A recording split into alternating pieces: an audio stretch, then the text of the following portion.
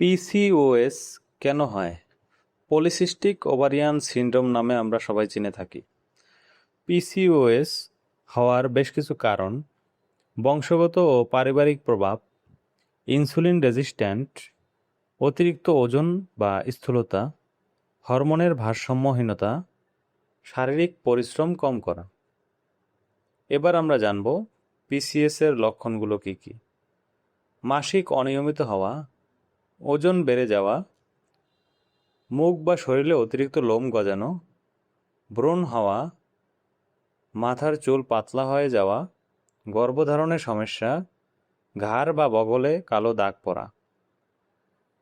PCOS নিয়ন্ত্রণ করার উপায়: ওজন বেশি থাকলে 5 থেকে 10% কমানোর চেষ্টা করুন।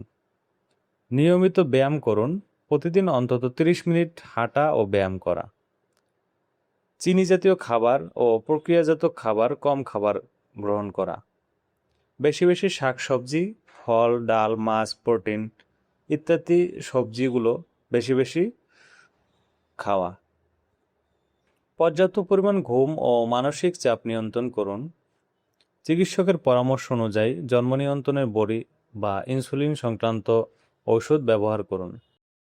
নিয়মিত এরকম ভিডিও পেতে আমাদের চ্যানেলটি সাবস্ক্রাইব করুন।